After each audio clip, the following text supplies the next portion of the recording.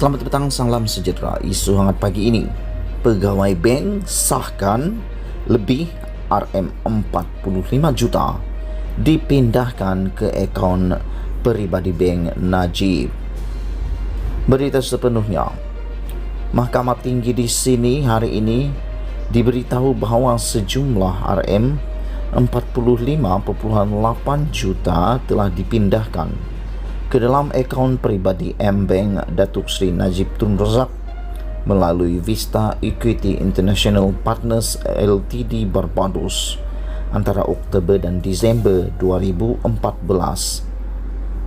Naib Presiden Jabatan Operasi Perbendaharaan di M-Bank Berhad, Salmah Daman Huri, 50 tahun, ketika membacakan kenyataan saksinya berkata bahawa dana itu berjumlah GBP 8.70602.92 juta bersamaan RM45 juta. Kadar pertukaran semasa dipindahkan ke akaun bekas Perdana Menteri itu yang berakhir dengan nombor 880 dalam 5 transaksi. Vista Equity ialah sel company yang dimiliki dan dikawal oleh Eric Tan, rakan amanah ahli perniagaan buruan Low Tech Joe atau Joe Low. Sejumlah RM30 juta telah dipindahkan pada 23 Oktober 2014, RM3 juta dan RM11,000 masing-masing dipindahkan pada 24 dan 26 November. Dua transaksi lain ialah RM5 juta dan RM6 juta berlaku pada 10 dan 18 Disember.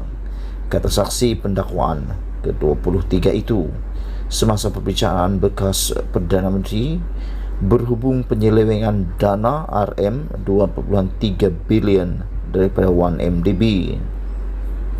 Salma mengesahkan 5 dokumen yang kesemuanya menunjukkan pemindahan daripada Vista Equity melalui M-Corp Berhad dan Trust Ltd Barbados melalui Standard Chartered Bank London sebelum ia sampai ke akaun M-Bank Private Banking 1MY sama yang berakhir dengan 880.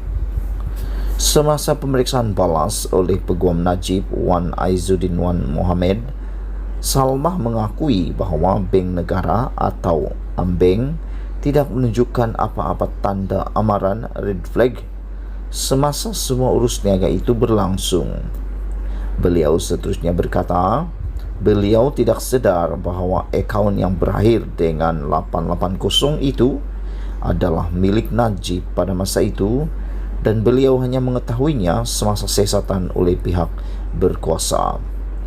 Saksi itu juga memberi keterangan bahawa dia tidak dapat mengesahkan bahawa urus niaga pertukaran asing itu datang daripada Najib kerana jabatannya berurusan dengan pengurus perhubungan pemegang akaun berhubung urusan niaga itu.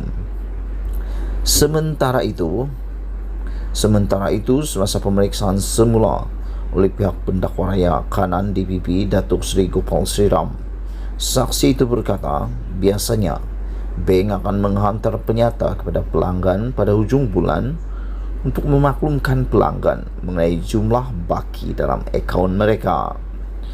Kepada soalan lain oleh DPP Najwa Bistamam, saksi itu berkata Najib tidak pernah membangkitkan sebarang laporan terhadap transaksi berkenaan kepada bank. Najib 68 tahun berdepan 4 pertuduhan iaitu menggunakan kedudukan beliau untuk memperoleh suapan berjumlah RM2.3 bilion, dana 1MDB dan 21 pertuduhan wang haram membabitkan jumlah yang sama. Perbicaraan di hadapan Hakim Datuk Collins Lawrence kira bersambung. Sekian isu hangat pagi ini. Jangan lupa tinggalkan komen anda. Setiap daripada komen anda amatlah dihargai. Sila tekan butang subscribe dan share video ini. Malaysia kita punya, kita jaga sama-sama cintai Malaysia. Kita jumpa lagi. Bye-bye.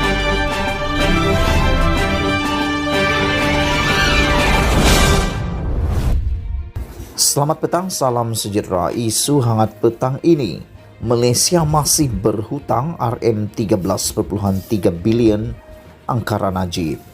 Berita sepenuhnya. Mahkamah Tinggi Kuala Lumpur hari ini diberitahu bahawa Malaysia masih berhutang AS3 bilion atau RM13.3 bilion hasil usaha sama JV antara 1MDB dan Abar Investment. Bekas pegawai Kementerian Kewangan Siti Zawiyah Madesa yang pernah berkhidmat di bahagian pengurusan pinjaman kementerian itu berkata, 1MDB tidak pernah melaporkan kepada bahagiannya berhubung usaha sama berkenaan. Semasa perbicaraan kes rasuah RM2.28 bilion 1MDB yang membabitkan bekas Perdana Menteri dan Menteri Kewangan Najib Razak, saksi pendakwaan ke-23 itu mendakwa bahawa firma pelaburan negara tersebut cenderung berurusan secara langsung dengan tertuduh dan bukannya melalui bahagiannya. Siti Zawiyah memaklumkan bahawa Najib menandatangani surat sokongan LOS bagi menyokong usaha sama antara 1MDB dan Abar Investment PJS yang adalah anak syarikat International Petroleum Investment Company IPIC. Saya mengesahkan bahawa status pinjaman AS 3 bilion yang dirujuk dalam kenyataan saksi bahawa 1MDB sebagai peminjam AS 3 bilion telah gagal membayar balik pinjaman itu mengikut terma yang ditetapkan. Perkara ini menyebabkan kerajaan hari ini terpaksa membayar balik hutang 1MDB berdasarkan LOS yang dikeluarkan kerajaan yang ditandatangani oleh Menteri Kewangan Najib Razak pada 2013. Selepas surat sokongan kepada 1MDB dikeluarkan pada 2013, Menteri Kewangan itu tidak lagi mengeluarkan sebarang jaminan kepada 1MDB, kata Siti Zawiyah hari ini. Dia memberitahu Mahkamah Tinggi Kuala Lumpur bahawa sekiranya 1MDB gagal membayar balik hutangnya, bank pemberi pinjaman akan mengejar kerajaan Malaysia kerana LOS ditandatangani oleh Najib. Pinjaman itu didakwa dikumpul melalui terbitan bond 1MDB oleh Bank of New York Mellon Group. Bond tersebut matang tahun depan. Sekian isu hangat petang ini. Jangan lupa tinggalkan komen anda. Sila tekan butang subscribe. Malaysia kita punya, kita jaga sama-sama cintai Malaysiaku. Kita jumpa lagi. Bye-bye.